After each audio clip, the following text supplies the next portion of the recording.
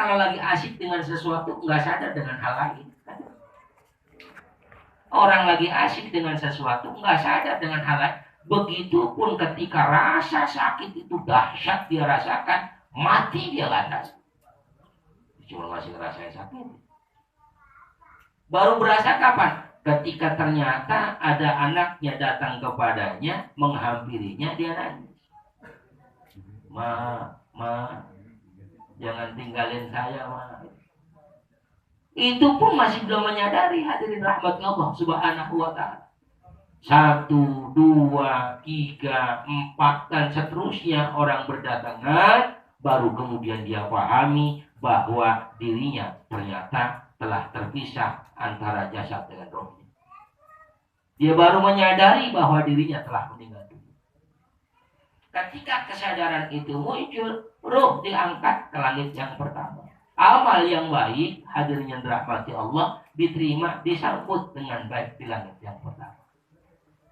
Lanjut terus sampai ke proses-proses selanjutnya. Nah, jasad itu sudah tidak menyadari apapun karena jasad sudah tidak ada akal dan sebagainya. Dibang sebujur bangkai harus subhanahu wa ta'ala. Maka ma'asyiral hadirin yang dirahmati Allah, saat orang yang ruhnya sudah terpisah, sudah tidak lagi taklif dia, sudah tidak lagi ada beban ibadah. Lalu yang jadi beban ibadah adalah orang-orang yang haya, yang hidup di sekeliling. Ya, orang yang hidup di sekitarnya ada kewajiban ibadah untuk dimandikannya, kemudian apa? Dikafaninya, kemudian disalatkannya, dan kemudian dimakamkan. Nah, ruh ini nggak paham. Paham-pahamnya ruh itu nanti ketika sudah di dalam kubur dibalikin lagi sama Allah. Ruh dibalikin lagi. Ulama sebagian mengatakan subhanahu wa ta'ala, tubuh yang Allah kasih itu disisipin dengan bahan-bahan tertentu yang alamnya berbeda. Karena setiap alam itu harus punya tubuh yang berbeda. Subhanahu wa ta'ala. Ada orang yang hidup di alam rahim sekian tahun. Bahkan ada yang sampai terjadi 8 tahun itu. Subhanahu wa ta'ala. Kalau saja dia pakai alam dunia, di alam rahim itu 8 tahun, kira-kira segede apa coba? Lakuar apa gimana? Maka itu setiap alam dia punya Allah kasih itu berbeda-beda. Di alam barzah tubuh itu dikasih amunisi lagi, diberi kekuatan lagi. Supaya apa? Enggak gampang mampus. Ya enggak gampang. Kalau gampangan mati ada suara ya penyakitan, gua repot. Digentak malaikat udah mati. Kan maunya siapa gimana? Sebab harus perlu kekuatan besar. Kemudian kalau misalnya di alam kubur ya dikasih nikmat. Ya, dikasih nikmat, tapi masih dikasih tubuh yang sama di dunia. Ketika Allah misalnya di alam barzah dikasih misalnya makanan enak, nih durian makan, saya kolesterol. Misalnya hadirin, dikasih makanan enak nih, sate kambing misalnya, darah tinggi saya. Maka hadirin subhanahu wa ta'ala dikasih tubuh yang berbeda.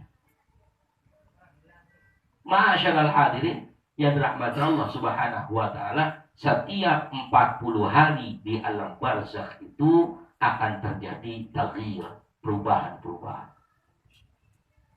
Ya, terjadi perubahan-perubahan. Daging, kulit yang mulai terkelupas. Daging yang sedikit demi sedikit mulai membusuk. Kemudian sampai bersih hingga tulang. Masyaallah hadirin yang dirahmati Allah. Meskipun tulang belulang, subhanallahnya Allah masih kasih bisa melihat dan bisa berpikir dia. Bahkan bisa dia punya rasa. Orang yang meninggal dunia itu di alam barzakh masih Allah kasih rasa. Kangen itu ada. Ya. Apa sih yang paling dikangenin sama orang tua yang udah nggak ada? Anak pada akur, itu yang paling dikangenin. Masyaallah hadirin rahmati Allah Subhanahu wa taala. Terus apalagi yang ditangani? Doa dari anak yang saleh. Ini kayak begini. Ini dia girangnya subhanallah. Hari pertama, 2, 3, 4, 5, 6, 7. Girangnya luar biasa. Hari ke-8, yang mati dia di kuburan. Sampai bisa gak ada ngirimin doa bisa kan itu. Masya Allah. Hadirin rahmati Allah. Kalau tinggal anaknya, kalau dia berlanjut terus, 8, 9 terus. Maka kegirangan itu gak pernah hilang dari alam barzah. Hadirin yang dirahmati Allah Subhanahu wa taala. Lah proses-proses yang Allah kasih ketika berada di alam kubur tadi itu proses yang tidak ada sedikit pun yang ringan, tergantung amal. Kalau hidup di dunia ini kita lakukan dengan baik, maka proses di alam kuburnya itu baik dan ringan. Tapi kalau di dunianya ini hidupnya penuh dengan ketidakbaikan, memberatkan kehidupannya sendiri, maka nanti di alam akhir pun atau di alam barzah pun akan diberatkan oleh Allah Subhanahu wa taala. Mana sih orang yang enteng hidup di dunianya? Ada subhanallah. Orang yang enteng hidup di dunianya itu ya ibadah saja. Ya kita mau ngapa-ngapain ya bayar. Tapi kan sholat enggak. Sholat mau berapa rakaat kita mau lakuin enggak ada yang bayar.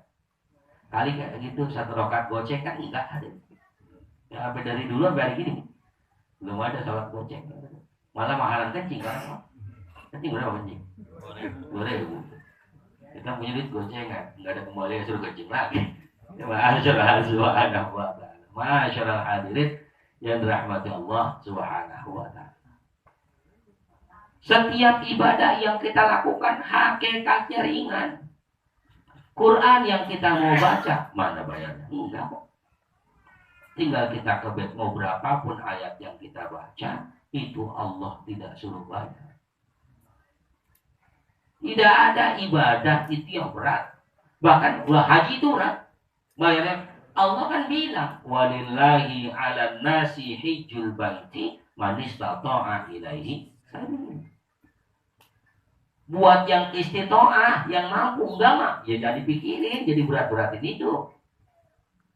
Ini ma'asyarul hadirin yang dirahmati Allah Subhanahu wa taala. Maka ketika hidup itu ringan, ya, dia selalu baluri dirinya dengan ibadah kepada Allah Subhanahu wa taala, maka nanti di alam barzakh Allah lumuri dia dengan rahmat Allah Subhanahu wa taala. Ya, kalau hidup di dunia dibaluri dengan ibadah, maka nanti di alam barzakhnya dilumuri dia dengan rahmatnya Allah Subhanahu wa taala. Kalau rahmat Allah itu sudah ada dan Subhanahu wa taala, tadi kata Sayyidina Utsman, fama ba'da wa isrun, maka selanjutnya dia akan mudah prosesnya. Kalau berat, fama ba'da wa syaddu, maka makin memberatkan dalam alam barzakhnya. Hadirin yang dirahmati Allah Subhanahu wa taala, tak satu pun manusia yang menginginkan di dunianya ribet. Enggak ada satu pun manusia yang menginginkan di alam kuburnya susah. Enggak ada satu pun manusia yang menginginkan di akhiratnya dia masuk neraka, tidak. Mereka berharap di dini wa dunya wal akhirat as-sa'adah. Di dunia, di akhirat, di dalam apapun dia berharap selalu dalam kebahagiaan yang Allah berikan kepadanya. Hadirin yang rahmati Allah Subhanahu wa taala, tentu semua atas kehendak Allah. Ya, inna lillahi wa inna ilaihi. Semua kita ini adalah milik Allah dan semuanya akan kembali kepada Allah Subhanahu wa taala. Lalu buat kita yang hari ini masih dikasih kesempatan hidup, hakikatnya Allah lagi nunggu kita. Allah kangen mungkin dengan doa kita. Ada sebagian orang yang kadang malu, doa, kenapa? Ibadahnya baru sedikit. Enggak, Allah tetap demen sama orang yang minta. Ada Subhanahu wa ta'ala, malu, saya mau ngelakuin, mau deketin Allah. Enggak, justru Allah kepengen banget kita dekat kepadanya. Saking sayangnya Allah sama kita. Hadirin rahmat Allah Subhanahu wa ta'ala, maksiat aja kita masih diongkosin sama Allah. Maksiat aja masih dikasih duit. Subhanallah. Bahkan kadang-kadang ukuran orang mau mabok gampang bener duitnya, ya. Ukuran orang mau mabok gampang banget duitnya. Buat sedekah ribet dia, bukan main duitnya. Ya harus anak. Oleh sebab itu, masyaallah hadirin yang rahmati Allah Subhanahu wa taala. Mudah-mudahan dengan hadirnya kita di tempat ini menjadi apa ya namanya ya Allah, menjadi nasihat buat diri kita bahwa hakikatnya kita ditunggu oleh Allah Subhanahu wa taala. Allah sayang terhadap kita, dan sebesar-besarnya dosa dan kesalahan kita pasti lebih besar ampunan dan kasih sayangnya Allah kepada kita. Mudah-mudahan Allah senantiasa mampuni segala dosa dan kesalahan kita, dan mudah-mudahan Allah terus limpahkan kasih sayangnya kepada kita serta untuk keluarga dan anak cucu kita, serta mudah-mudahan yang hidup hari ini yang kelak bakal dipanggil oleh Allah, kita dikumpulkan kembali di surganya Allah bersama keluarga tersayang kita. Ala hadhihi niyyah. Al-Fatihah. A'udzu billahi minasyaitonir rajim. Alhamdulillah rabbil alamin arrahmanir rahim maliki yaumiddin iyyaka na'budu wa iyyaka nasta'in ihdinas siratal mustaqim صراط الذين أنعمت عليهم غير المغضوب عليهم ولا الضالين.